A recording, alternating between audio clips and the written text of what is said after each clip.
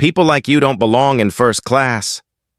The words cut through the cabin like a blade, sharp and deliberate, dripping with entitlement and quiet venom. Elizabeth Warrington didn't even look up from her designer handbag as she shifted in seat 1B, the seat that didn't belong to her, the seat printed clearly on Marcus Bennett's boarding pass. Before we continue, where are you watching from? Drop your city in the comments. Subscribe if you haven't, and hit like so more people can hear this story. Marcus Bennett had spent years flying around the world, but nothing prepared him for what unfolded that afternoon on Delta Airlines, Flight 927 from Atlanta to San Francisco. To everyone else in the cabin, he looked like any other tired traveler heading home after a long week. Navy sweater, dark slacks, well-worn shoes. Nothing flashy, nothing loud. But Marcus was not just another passenger. At 38 years old, he was the CEO of Nexus Tech, a company quietly controlling 70% of Delta Airlines itself.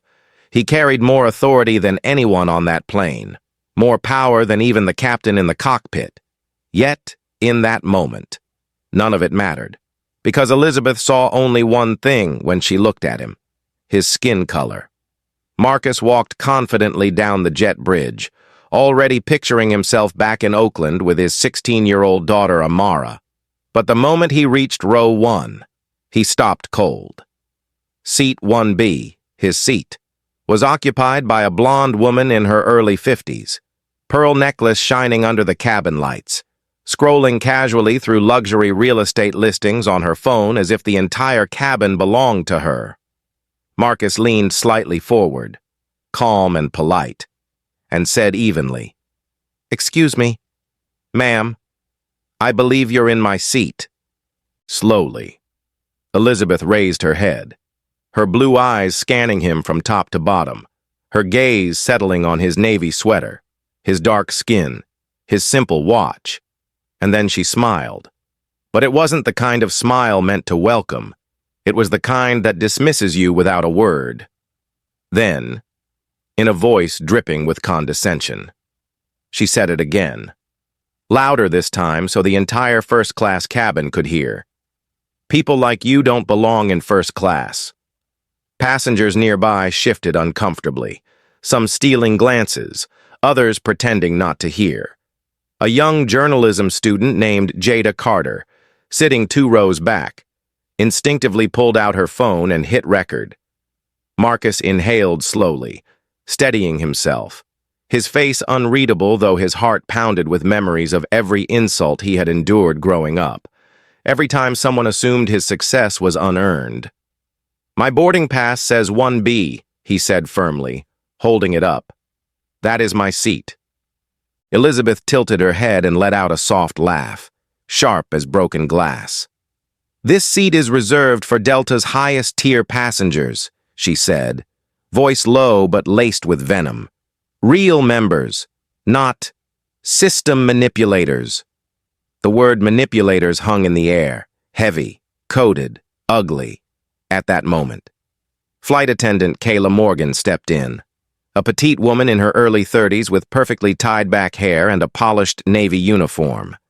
Kayla smiled tightly and said, "Sir, if you wouldn't mind, we can find you another seat, just to keep things moving smoothly." Marcus turned his gaze toward her, his voice calm but unshaken. "No, I booked this seat. I will be sitting here." Kayla hesitated, glancing at Elizabeth, then back at Marcus, the weight of corporate policies pressing down on her. Seconds later, Captain Daniel Torres himself emerged from the cockpit, a seasoned pilot in his mid-50s with graying temples and a steady voice meant to soothe. But his words did not soothe. "Sir," he said carefully, "Mrs. Warrington is one of our most exclusive Delta VIPs. Perhaps we can accommodate you elsewhere. Maybe 3A, just a few rows back." A murmur rippled through the cabin, disbelief spreading among the passengers. Jada's live stream ticked past 200 viewers as comments flooded in. "Why is he being asked to move? This is disgusting. Stay strong. Man, Sofia Alvarez, An investigative journalist sitting in 2C leaned forward, pulling out her notepad, sensing a story unfolding right in front of her. Marcus's jaw tightened, but his voice stayed measured, controlled, dignified, with respect. "Captain, my ticket says 1B. I will not move," Elizabeth scoffed audibly, tossing her phone into her lap. "This is ridiculous," she said, her voice rising. "People like me pay for these privileges. People like him take advantage of the system. It's obvious." That single word, obvious, landed like a hammer. For Marcus. The entire cabin fell silent, for everyone watching. Tension climbed with each passing second. Jada's live stream ticked past 500 viewers, chat scrolling so fast it blurred. Kayla shifted uncomfortably, realizing the situation was spiraling. Marcus took one deep breath, reached into his leather bag, and calmly pulled out his phone, without raising his voice, without a single note of anger. He opened the Nexus Tech CEO Override app, a tool designed for emergencies, giving him direct operational control over Delta flights, and tapped a single command.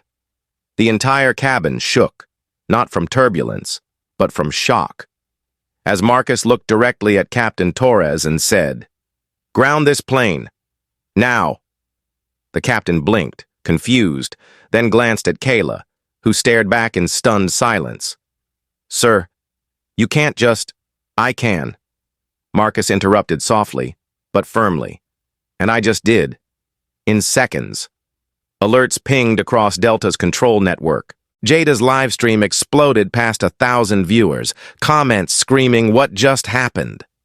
Elizabeth's face drained of color, confusion breaking through her arrogance. For the first time since the confrontation began, she leaned back slightly, clutching her handbag, realizing she was no longer dealing with just another passenger. Marcus slid his phone back into his bag, folded his boarding pass neatly, and said in a steady voice everyone could hear, "I am Marcus Bennett, CEO of Nexus Tech, the company that owns 70% of this airline. I booked seat 1B, and I will be sitting here." Gasps erupted. Sophia dropped her pen. Kayla's face turned pale. Even Captain Torres froze, the weight of Marcus's words sinking in, and somewhere deep in the cabin, a passenger whispered, almost in awe, "He owns the airline." The cabin had fallen into a heavy silence, but beneath the surface, the tension was boiling. Elizabeth Warrington sat stiffly in Marcus Bennett's seat, her chin raised high, clinging to an arrogance she thought would shield her. But her grip on control was already slipping. Marcus remained standing, steady as stone, his expression calm, his presence commanding, while around him whispers rippled through the rows like sparks searching for fuel. Kayla Morgan, the lead flight attendant, swallowed hard, her training screaming at her to de-escalate. But deep down, her instincts battled with the reality unfolding in front of her. Jada Carter's livestream had jumped from a few hundred viewers to over 4,000 in less than 3 minutes. The live chat scrolling so quickly it was impossible to read every comment. Hashtags like Delta discrimination and Seat 1B had already begun trending, and the world outside the cabin was starting to watch. Kayla took a half-step closer, lowering her voice but not her authority. "Mr. Bennett," she said carefully, choosing her words with precision. "We're just trying to avoid a scene here. If you would take seat 3A, we can resolve this quietly and take off on time." Marcus's dark eyes locked on hers, unblinking, his tone deliberate, each word measured. "Kayla," he said evenly, "you are asking the paying passenger with a confirmed seat to move so that someone without a rightful claim can stay. That's not avoiding a scene. That's creating one." Elizabeth let out an exaggerated sigh, tossing her phone back into her handbag and muttering just loud enough for nearby passengers to hear. Unbelievable. People like this always play the victim card. The sentence hung in the air, poisonous, and a wave of gasps rippled through first class. A young black couple seated near the aisle exchanged uneasy glances. their hands tightening around each other's as if they'd heard these words before, in other places, in other ways. Sofia Alvarez, the investigative journalist seated in 2C, leaned forward, her pen flying across her notebook, already sensing this was no longer just a personal dispute. This was a story about power, privilege, and public accountability. Captain Daniel Torres returned from the cockpit, his voice low but carrying authority hardened by 25 years in the air. "Mr. Bennett," he began, nodding once. "I understand this is frustrating, but Mrs. Warrington is one of our highest-tier Delta 360-degree members. We need to keep our VIP relationships in mind, so I'm asking you, respectfully, to take another seat." Jada's camera caught Marcus's face as he turned slowly toward the captain, his jaw tightening, though his voice remained calm and controlled. "Captain Torres," he said softly but firmly, "you are prioritizing her status over my rights as a passenger. Do you not see the problem here?" Torres hesitated, caught between company policies and the reality spiraling before him. Elizabeth pounced on his silence, her voice rising so everyone could hear. "Exactly. Captain, some of us actually belong here. We pay for these privileges. People like him, they take advantage of the system." A collective murmur broke through the cabin. Disbelief, outrage, discomfort, as if everyone felt the weight of her words but only a few dared to react. Jada's live-stream chat exploded. "This is racism. Plain and simple. Stay strong. Marcus, we see you. Man, this is going viral now. In the span of minutes, the view count shot past 10,000. Comments flooded TikTok and X simultaneously as influencers clipped the live stream and reshared it with captions demanding accountability. Kayla glanced nervously at her tablet, where alerts from Delta's internal communications system started pinging. Headquarters was watching now, but she still clung to procedure, hoping somehow she could make this go away quietly. "Mr. Bennett," she tried again, forcing a tight smile. "I'm sure we can offer you compensation for the inconvenience if you'd allow Mrs. Warrington to remain seated." That was the moment Marcus's composure shifted. Just slightly. A new edge sharpening his voice. "Compensation," he repeated, his tone calm but laced with steel. "You're asking the CEO of the company that owns 70% of this airline to move, and now you want to pay me off to accept discrimination quietly?" The words hit Kayla like a slap, her lips parting but no reply forming. Behind her, Captain Torres stiffened, sensing his authority unraveling. But before he could speak, Elizabeth laughed bitterly, folding her arms with smug satisfaction. "CEO," she said mockingly, her tone dripping disbelief. "Oh, please, anyone can say they're the CEO these days. That was the breaking point." Marcus reached into his bag, calmly pulled out his phone, and with one swipe opened the Nexus Tech CEO Override app. Jada's livestream zoomed in instinctively as Marcus tapped a command that instantly displayed across Delta's operational network, Flight 927, hold at Gate A12, CEO Override activated. Gasps erupted through the cabin as passengers whipped out their phones, notifications lighting up everywhere, and Sophia's eyes widened as she whispered under her breath. He wasn't bluffing. Elizabeth's face drained of color, her composure fracturing for the first time as she turned slowly toward Marcus, finally realizing the scale of her mistake. Kayla took a shaky breath, stepping back instinctively, her voice trembling as she whispered, "Oh my God, he really is." But Marcus didn't look at her. His gaze locked on Captain Torres instead, his voice quiet but firm, carrying a weight that silenced the entire cabin. "Captain, you will either enforce Delta's seating policies equally," he said, "or this aircraft will not leave this gate." For several seconds, no one moved, no one spoke. The only sound was the rapid clicking of cameras and the relentless ping of Jada's notifications as her viewership surged past 20,000. Finally, Torres lowered his shoulders, defeated, his voice subdued as he turned to Elizabeth. "Ma'am," he said carefully, "I'll need you to vacate seat 1B immediately." Elizabeth froze, her knuckles white as she clutched her handbag. But the weight of dozens of recording phones around her was too much. Slowly, reluctantly, she stood, her head held high but her eyes darting nervously, retreating into the aisle.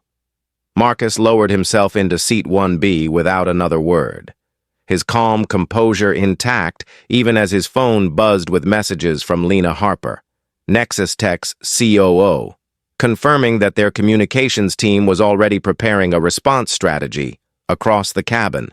Sofia Alvarez kept her camera rolling, already drafting her headline in her head. Delta CEO faces discrimination on his own airline. Outside the plane, news outlets were scrambling. Inside, passengers whispered, documented, and watched history unfold in real time. Jada's live stream crossed 35,000 viewers before the wheels even left the ground. The comment section now flooded with messages demanding corporate accountability. And in that tense, breathless silence, Marcus Bennett leaned back into his seat, finally looking at Elizabeth, now relegated to 3A, and said quietly, so only she could hear, "Everyone belongs here. Remember that."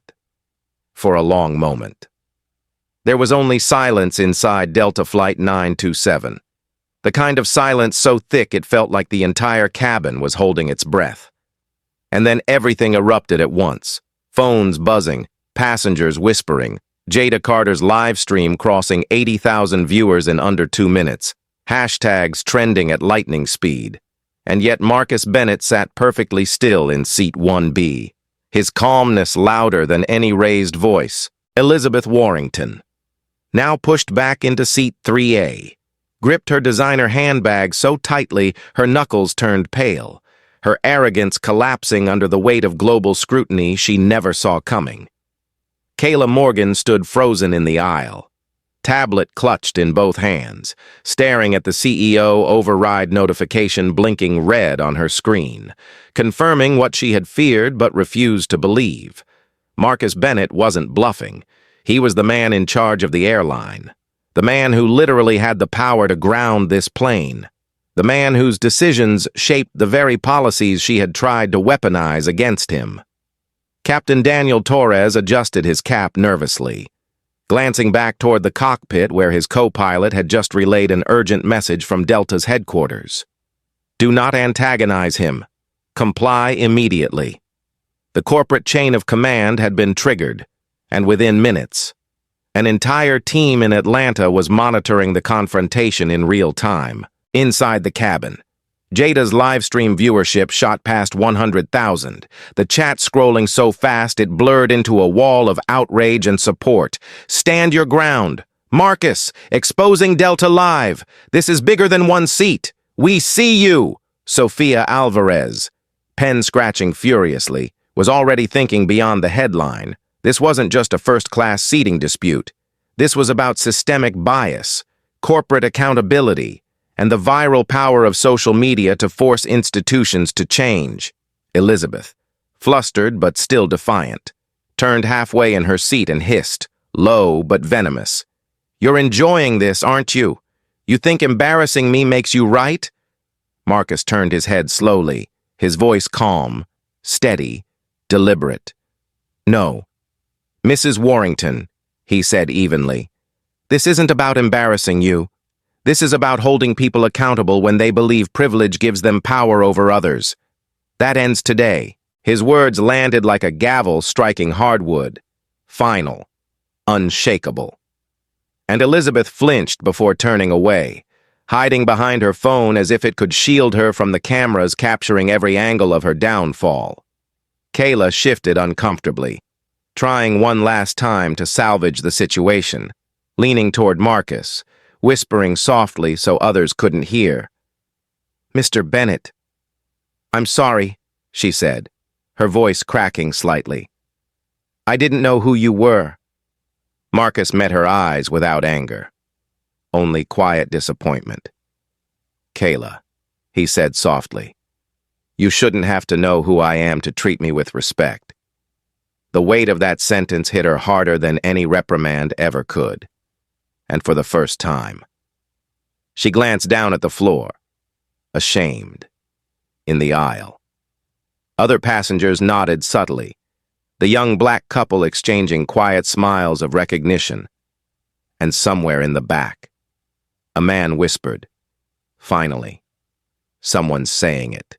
Outside the aircraft, chaos was brewing. Within 15 minutes, multiple major news networks, from CNN to MSNBC to Fox, had picked up Jada's live stream feed, embedding it into live coverage with lower thirds screaming, "CEO confronted on his own airline. Viral showdown." Delta's boardroom in Atlanta descended into panic. Executives pacing with phones glued to their ears, PR strategists drafting statements on the fly, and Rebecca Coleman, Delta's VP of Operations, dialing Lena Harper, Nexus Tech's COO, to confirm details. Lena, seated in Nexus Tech's glass-walled headquarters just 5 miles away, answered on the first ring. "Yes," she said calmly. "It's true. Marcus is on Flight 927. He has activated CEO authority. I suggest you prepare for a public apology before this escalates further." Back inside the cabin, passengers who had remained silent began pulling out their phones, recording their own angles, contributing to a mosaic of live perspectives flooding TikTok, X, YouTube, and Facebook simultaneously. Within minutes, clips had amassed over 2.3 million views combined, and the hashtag Seat1B became the #1 global trend. Marcus leaned back slightly, finally resting against the plush leather of his rightful seat, but his expression carried no satisfaction, only focus, as he quietly messaged Lena. "Push the statement in 1 hour. Emphasize accountability. Full transparency. Elizabeth." Meanwhile, scrolled frantically through her phone, her lips tightening as she saw her name plastered across trending feeds, her wealthy friends messaging her privately with disbelief, some defending her, most abandoning her. For the first time, she realized her reputation, the carefully crafted image of power, influence, and untouchable status, was unraveling, not behind closed doors, but under the unrelenting spotlight of millions of strangers. Kayla returned to her jump seat, tears threatening behind her professional composure, replaying her choices in her mind. While Captain Torres retreated to the cockpit to await further instruction from headquarters, his authority diminished, his role reduced to compliance. Through it all, Marcus remained calm, never raising his voice, never lashing out, allowing the weight of the truth to speak louder than anger ever could. Jada's live stream soared past 150,000 concurrent viewers, with Sophia leaning over to whisper quietly to her, "Stay on him. Capture everything. This isn't just a video, it's history." Jada nodded, zooming in slightly as Marcus opened his Nexus Tech dashboard on his tablet, displaying an interface no one outside corporate leadership had ever seen before: real-time bias detection metrics, passenger complaint logs, and live analytics tracking discriminatory incidents across Delta's global network. Gasps erupted nearby as Marcus turned the screen slightly, showing a spike in reported bias events over the past year.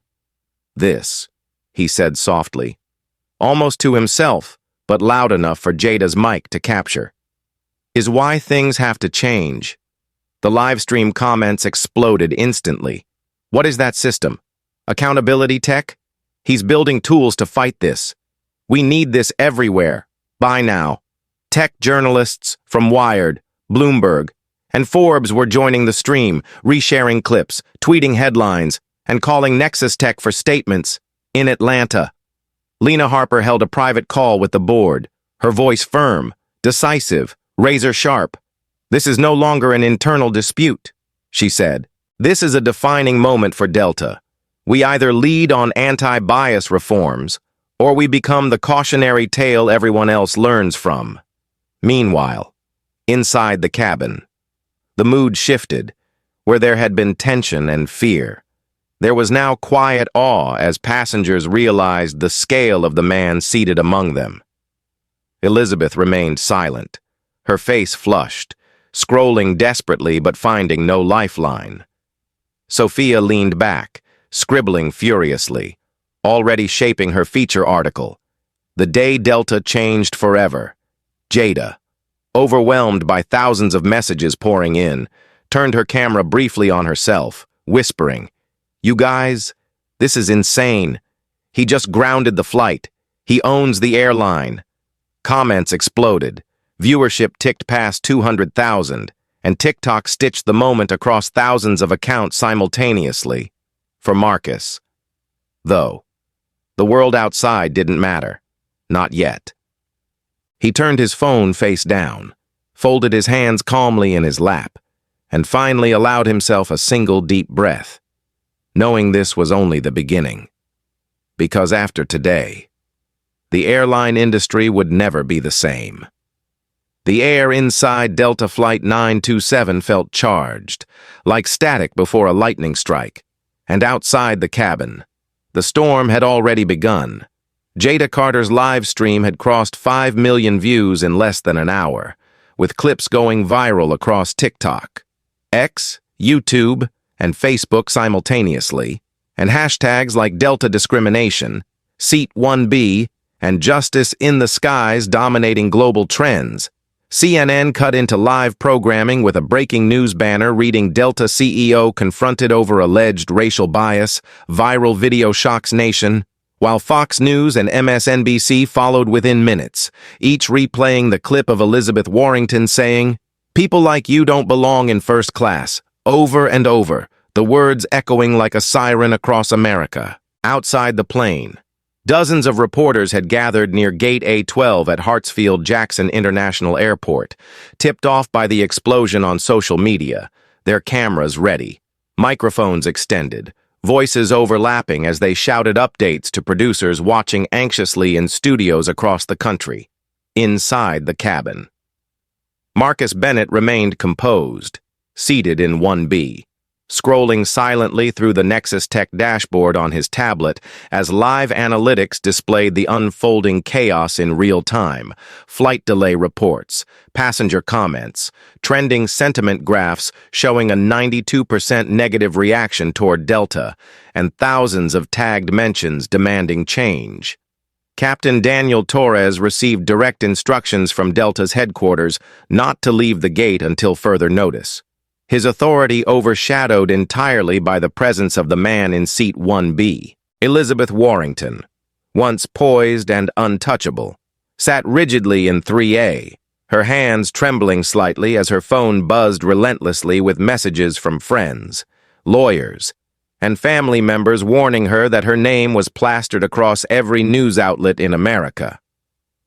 Kayla Morgan remained near the galley, head bowed, trying to compose herself as guilt pressed heavily against her chest, the reality sinking in that her actions, however unintentional, had played a role in igniting one of the biggest corporate crises in Delta's history.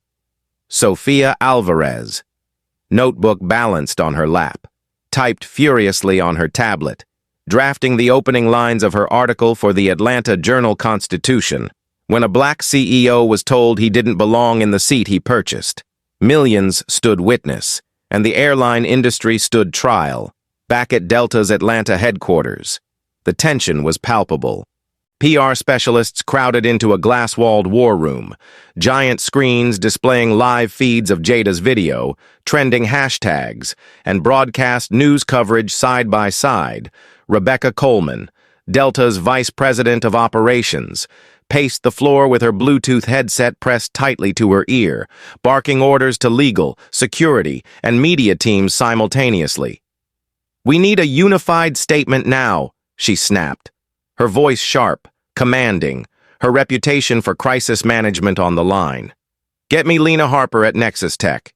Seconds later, Lena appeared on the video wall from Nexus Tech's headquarters, her face calm but serious, her voice smooth and steady as she cut straight to the point. "Rebecca," she said coldly, Marcus is my CEO, and your team tried to humiliate him on an airline he owns 70% of. You don't need a statement. You need to get in front of a camera and apologize." The weight of Lena's words stunned the Delta executives into silence, their entire board now aware that this wasn't just a PR incident. It was a potential shareholder revolt.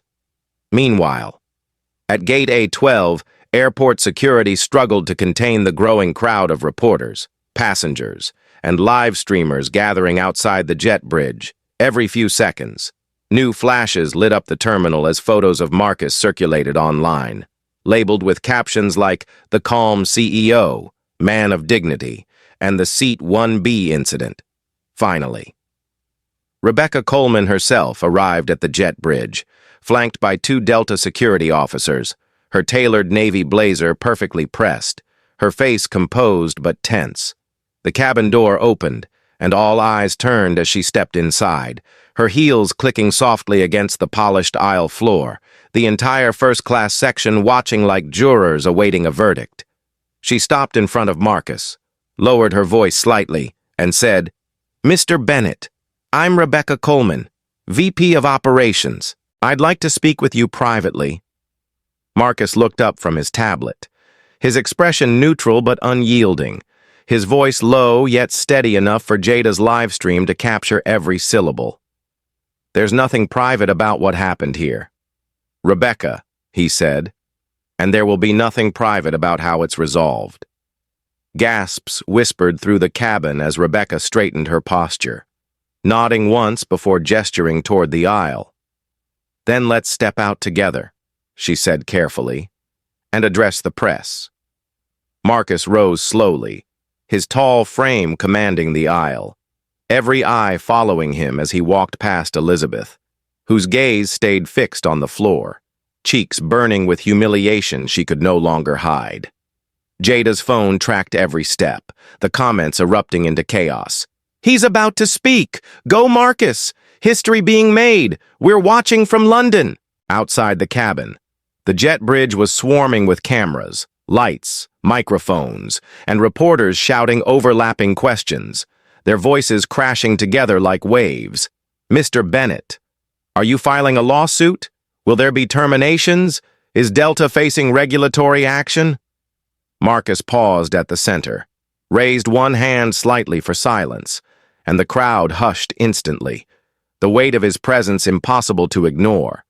He spoke slowly, deliberately, letting every word settle before continuing. "What happened today isn't just about one seat, or one passenger, or even one airline," he said, his deep voice resonating with controlled power. "This is about dignity. It's about the systems that allow implicit bias to operate unchecked, and it's about using technology, transparency, and accountability to change that. Starting now." Rebecca stood behind him, silent, her folded hands betraying the tension coursing through her, while Delta's corporate attorneys shifted uncomfortably in the background, knowing their policies were about to be rewritten on the spot. "As of this moment," Marcus continued, "Nexus Tech will be deploying its bias detection software across all Delta Airlines operations. Every incident, every interaction, every decision will be monitored in real time. There will be no more hidden misconduct. There will be no more silent discrimination. We are building a system where every passenger, every employee, and every customer matters. Equally." Cameras flashed like lightning. Reporters scribbled frantically, and live coverage carried his words into millions of homes worldwide. Back inside the cabin, Kayla sat frozen, her chest tight with emotion, realizing Marcus wasn't here for revenge, he was here for change. Elizabeth stared at her phone. Her notifications flooded with backlash, her name trending alongside calls for a lifetime Delta ban. Sophia's eyes shimmered as she whispered under her breath, "This is history."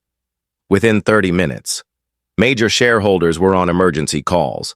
Delta's stock dipped 8% in after-hours trading, and Jada's livestream surpassed 8 million viewers globally, making it the most watched aviation-related video in U.S. social media history. for Marcus. Though, the numbers didn't matter. As he stepped back toward the cabin, he knew this was only the beginning, because from this moment forward, the airline industry would either adapt or collapse under the weight of its own silence. By the time Delta Flight 927 returned to the gate, the world was already watching. Jada Carter's live stream had crossed 12 million views, and trending hashtags like Delta Discrimination, Seat 1B, and Justice in the Skies dominated global feeds. News helicopters hovered above Hartsfield-Jackson International Airport, their live shots broadcasting the chaos below as crowds formed outside Gate A12, holding up phones and chanting Marcus Bennett's name, inside Delta's Atlanta headquarters. The atmosphere was electric with panic. Executives gathered in a glass-walled crisis room, their phones buzzing non-stop with calls from shareholders, regulators, and furious passengers demanding answers. Rebecca Coleman, Delta's VP of Operations, sat at the head of the table, flanked by the general counsel and PR directors, her face pale but composed as she replayed Jada's viral clip for the 100th time, the moment Elizabeth Warrington's voice said, "People like you don't belong in first class," became the soundbite heard around the world, playing on CNN, Fox News, and MSNBC in an endless loop. Meanwhile, Marcus remained inside the aircraft, seated calmly in 1B, his phone lighting up with messages from Lena Harper, Nexus Tech's COO, confirming that Nexus Tech's legal division had already mobilized. "Marcus," Lena texted, "we've assembled a cross-functional task force, legal, PR, compliance. We'll control the narrative." Marcus replied with one line, "This isn't about narrative. It's about change."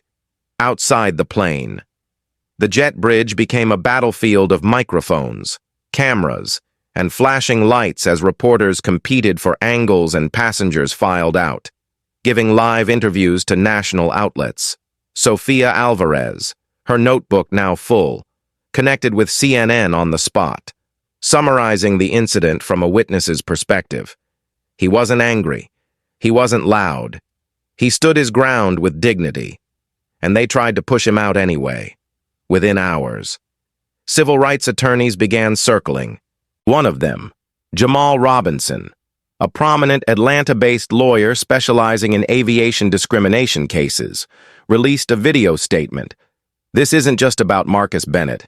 This is about systemic bias in airline operations. We are preparing a class action lawsuit against Delta Airlines on behalf of any passenger who's faced discrimination in the last 5 years." The announcement sent shockwaves through the industry. Delta's stock dropped another 6% in after-hours trading, wiping nearly $3.4 billion from its market value overnight. While Nexus Tech's stock rose sharply as investors bet on Marcus's leadership and the adoption of his bias detection platform across the industry, at the same time, regulators took notice. By evening, the FAA, the DOT, and even the EEOC had contacted Delta for explanations, demanding copies of training policies, passenger handling procedures, and internal communications from the flight crew. Back at Nexus Tech headquarters, Lena convened an emergency board meeting on the 24th floor, with panoramic views of downtown Atlanta glowing under the night sky. Marcus stood at the head of a sleek conference table as executives joined via video from New York, London, and Singapore. "We're not here to contain this," Marcus said, his deep voice steady, measured, resolute. "We're here to lead. Starting tonight, Nexus Tech is launching the Sky Shield Initiative, an open-source anti-bias platform that Delta and any other airline can integrate immediately. No excuses, no delays." The room fell silent, then erupted into nods of agreement as Lena outlined the plan.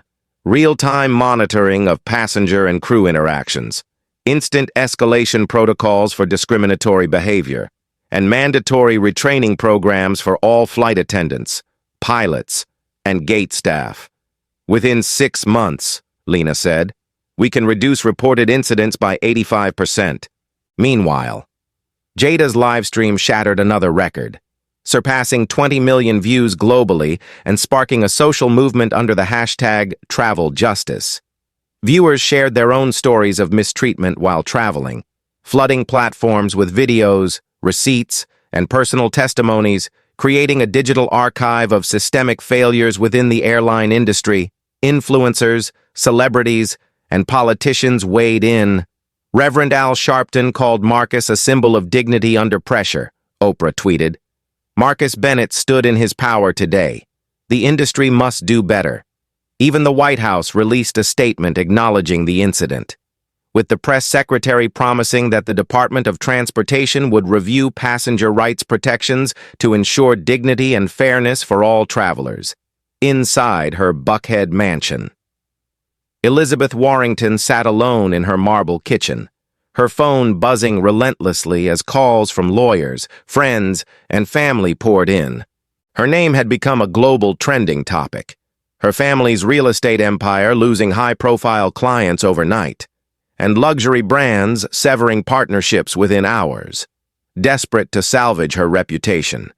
Elizabeth's legal team drafted a carefully worded apology, but Marcus publicly declined to comment on it, refusing to make the story about personal revenge. This isn't about one person, he told Lena during a late-night strategy call. It's about dismantling a broken system. Within 48 hours, Jada appeared on Good Morning America, recounting her role in exposing the incident. I didn't expect this, she said tearfully, but millions of people are watching because they've experienced this too. It's bigger than one video. Offers from media networks and speaking engagements flooded her inbox. But Marcus personally called her, advising her to stay grounded, reminding her of her journalistic integrity. Your voice is powerful, he told her. Use it wisely. Meanwhile, Kayla Morgan, the flight attendant who had sided with Elizabeth, faced suspension pending an internal review in a private meeting mediated by Nexus Tech's HR division. Kayla broke down in tears, admitting she had panicked under pressure and defaulted to keeping a Delta VIP comfortable rather than standing up for policy. Marcus listened, quiet and measured, before responding. Kayla, this isn't about destroying you, he said. It's about making sure you, and everyone else here, have the tools and training to do better. Kayla, visibly shaken but grateful, later volunteered to join the Sky Shield initiative, becoming one of its earliest advocates. Meanwhile, Sofia Alvarez's front-page article, titled The Seat 1B Revolt, How One Flight Sparked an Industry Reckoning, went live across national syndicates, reaching over 10 million readers in 24 hours. The article highlighted not just Marcus's calm response, but the structural failures within Delta's culture that allowed the incident to escalate in the first place. Sofia concluded powerfully, Marcus Bennett didn't just reclaim his seat, he reclaimed a conversation America has avoided for far too long, within a week. Over 40 airlines worldwide contacted Nexus Tech expressing interest in adopting the Sky Shield platform. Delta, under immense shareholder pressure, announced a $250 million anti-bias fund to implement reforms, retrain staff, and compensate impacted passengers. But public trust continued to waver. By then, Jada's video had passed 35 million views, cementing itself as the most-watched aviation incident in social media history. But for Marcus, this was only the opening battle. Late one night, seated in his office overlooking the Atlanta skyline, he stared at his tablet displaying industry-wide reports of complaints and lawsuits, whispering quietly to himself, "This isn't the end. This is the beginning." 1 year later, the events of Delta Flight 927 had reshaped the airline industry forever, and the world was still talking about the day Marcus Bennett refused to give up his seat. What began as a single confrontation in a first-class cabin had evolved into a global movement for dignity, equality, and accountability in air travel. The Sky Shield initiative, launched by Nexus Tech within days of the incident, had become the industry's gold standard, integrated across over 60 international airlines and operating in 87 countries, monitoring millions of passenger interactions every month with real-time bias detection powered by Nexus Tech's proprietary AI systems. Since its launch, reports of discriminatory incidents had dropped by 92% worldwide, a transformation so rapid that the International Air Transport Association called it the single most significant reform in modern aviation history. For Marcus, the journey had been relentless.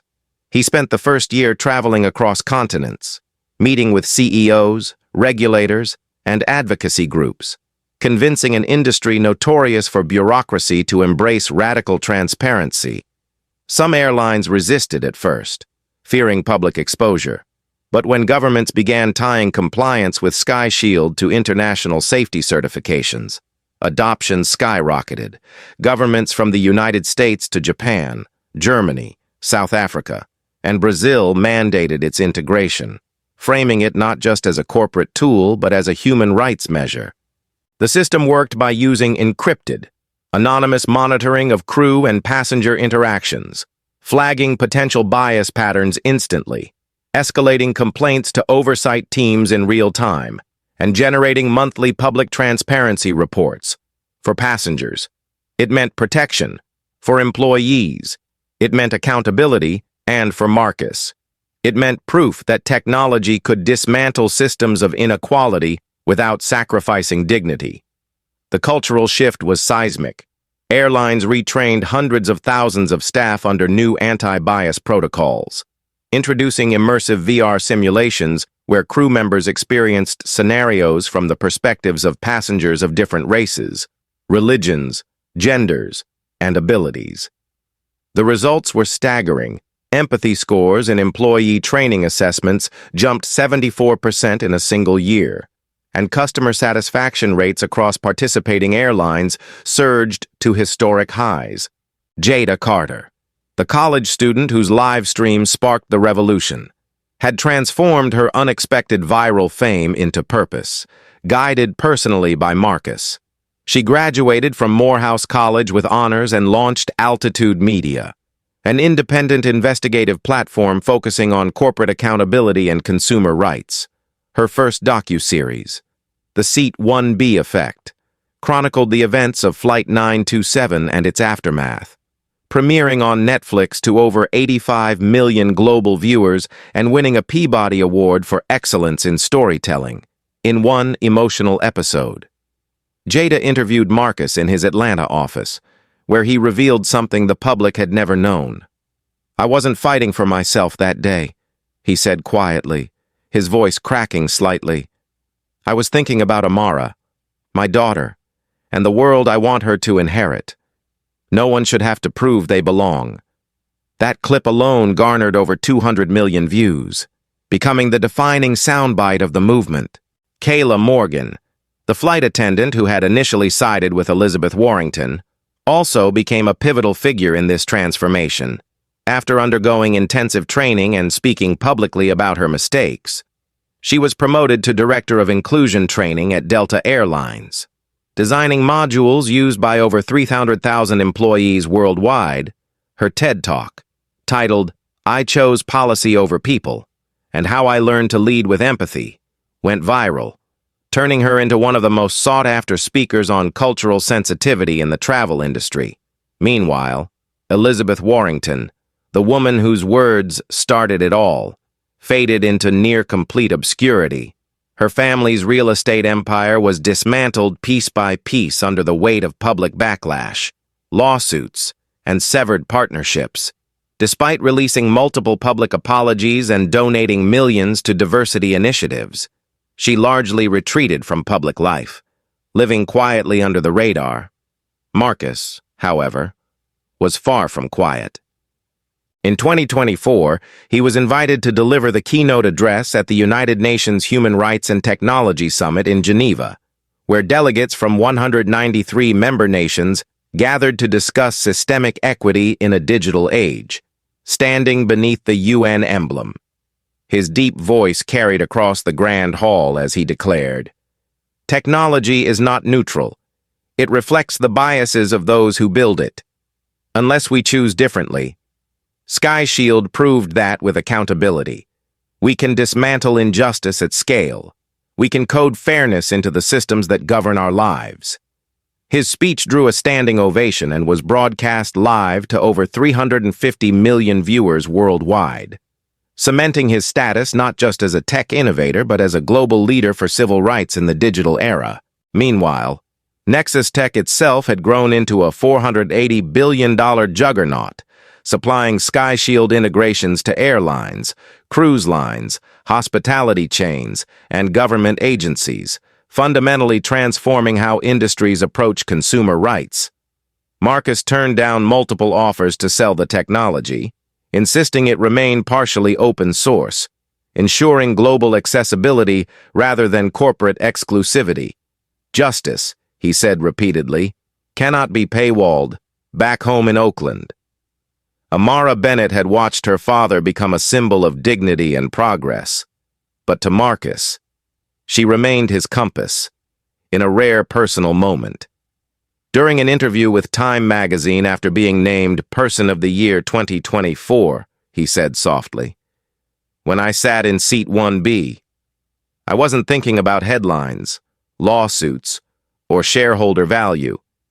I was thinking about her, about the world she deserves." That authenticity, his refusal to exploit his role for personal gain, became central to why the movement endured beyond its viral origin.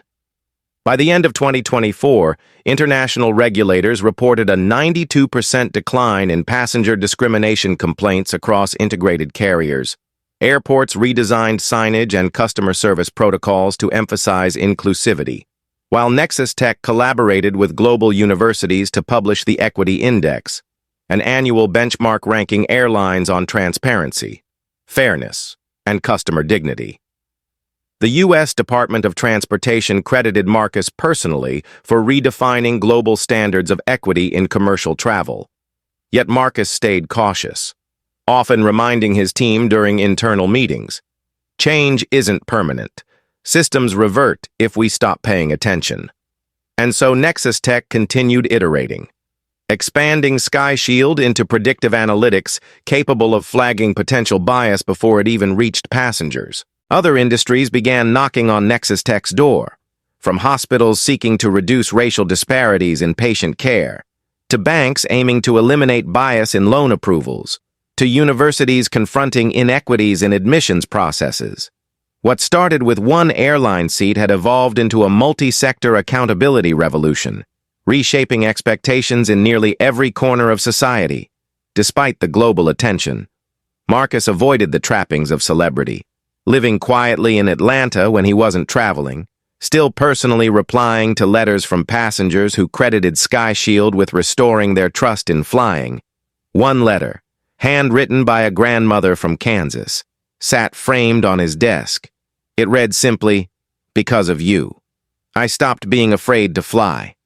Thank you for seeing us."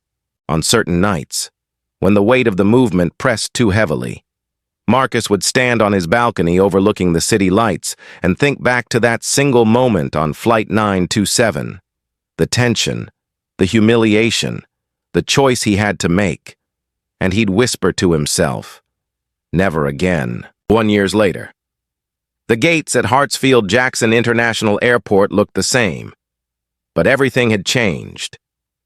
Marcus Bennett walked calmly through Concourse A, his Nexus Tech-issued leather bag resting casually on his shoulder, the hum of travelers around him blending into a quiet rhythm.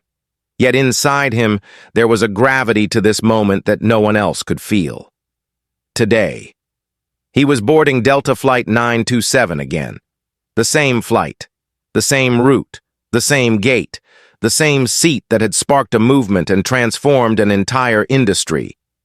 Gate A12 gleamed brighter than he remembered, now redesigned with glass walls, interactive displays, and dignity and travel banners lining the entrance. A campaign born from that day. Marcus paused briefly, reading the words printed in bold beneath the logo, "Every passenger, every flight, equal respect." A soft smile tugged at the corner of his lips as memories flooded back. But there was no bitterness now, only pride in what had been built from that chaos. As he stepped onto the jet bridge, several Delta employees greeted him warmly, their faces lit with genuine gratitude. One young gate agent, no older than 25, extended her hand nervously and said, "Mr. Bennett, I just want you to know, because of you, my mother finally feels safe to fly again." Marcus shook her hand gently, replying with a quiet, "That's why we did this." Before moving forward, inside the first-class cabin, passengers settled into wide leather seats, soft ambient lighting casting a warm glow. But what caught Marcus's attention was the digital display above the bulkhead, showcasing a simple message in bold, calming letters, powered by Sky Shield, ensuring dignity for all. He stopped briefly, exhaling slowly, feeling the weight of 2 years press against him and then release all at once. Seat 1B waited for him, empty, polished, welcoming, as if holding the memory of what had begun there. Marcus placed his bag overhead, lowered himself into the seat, and for a moment closed his eyes, letting the soft hum of the engines wash over him. But the silence didn't last long. A young girl, maybe 8 or 9 years old, stood in the aisle beside her father just across from him. Her tiny hand clutched a tablet displaying the Sky Shield logo, and her eyes, wide with curiosity, met his. "Daddy," she whispered loudly enough for nearby passengers to hear. "What's Sky Shield?" Her father leaned down, smiling softly, and said, "That, sweetheart, is why everyone here belongs." Marcus opened his eyes at those words, his chest tightening unexpectedly, and for the first time in a long time, he felt the deep satisfaction of knowing that change wasn't just policy. It was personal, around him. The cabin had transformed in ways he once only dreamed of. Flight attendants now wore Sky Shield pins on their lapels, a quiet reminder of their role in protecting passenger dignity. Training protocols had reshaped the crew's approach entirely, as Kayla Morgan, now Delta's Director of Inclusion Training, had written in her handbook. Every interaction is an opportunity to honor someone's humanity. Marcus had seen the data himself. Complaints of bias across all Sky Shield integrated airlines had dropped by 92% globally.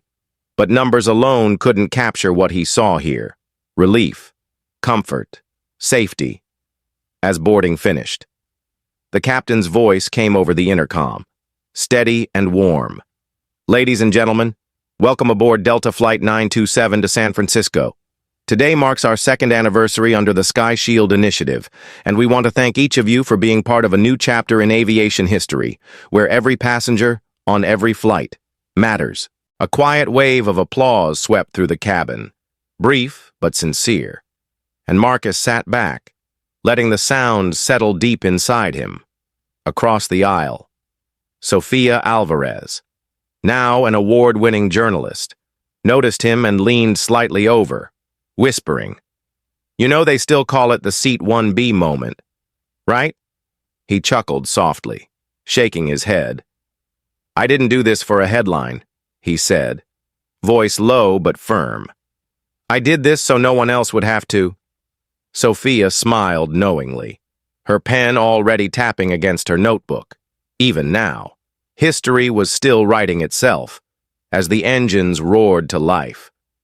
Marcus glanced down at his tablet, skimming a live Nexus Tech dashboard showing Sky Shield's expansion beyond aviation, hospitals using it to monitor patient care, banks integrating it to track fair lending practices, universities adopting it for equitable admissions. What began in this seat had become a multi-industry movement redefining accountability on a global scale. But despite all the accolades, Marcus remained grounded. He thought of Amara, now 18, preparing for college, her voice echoing in his head from a recent call. "Daddy, I'm proud of you." Those words meant more to him than any headline, stock valuation, or UN standing ovation. As the plane began its slow pushback from the gate, the same gate where this entire story began. Marcus glanced to his left and noticed something small but deeply symbolic, a framed plaque near the galley, engraved with 5 simple words: "Everyone belongs in this seat." He stared at it for a long moment, his breath catching slightly, realizing it wasn't just about him anymore, and it never really had been. From the corner of his eye, he caught Kayla entering the cabin, walking confidently in her crisp navy blazer, her Sky Shield badge catching the soft glow of the lights. She approached Marcus with a smile, calm and genuine, a far cry from the nervous flight attendant he remembered from 2 years ago. "Mr. Bennett," she said warmly, "welcome back. I want you to know, we've trained over 300,000 crew members since that day, and we're still learning, every single one of us."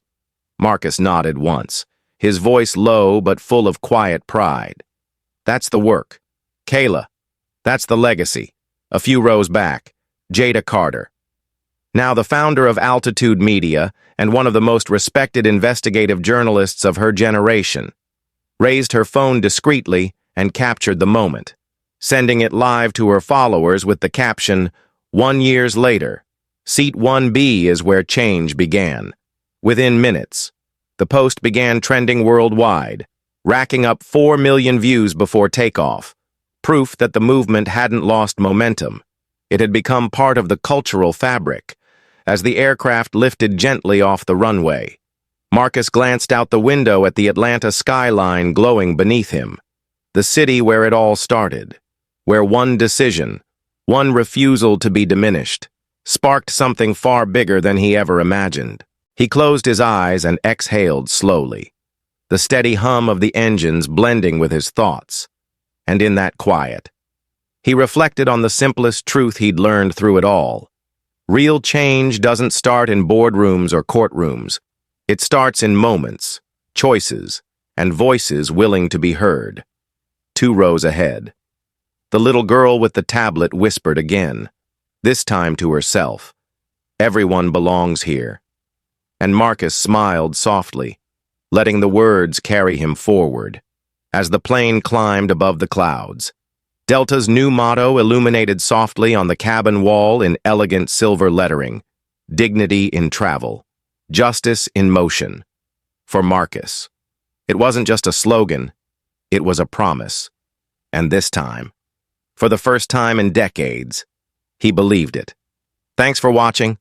Don't forget to like, subscribe, and stay tuned for the next story.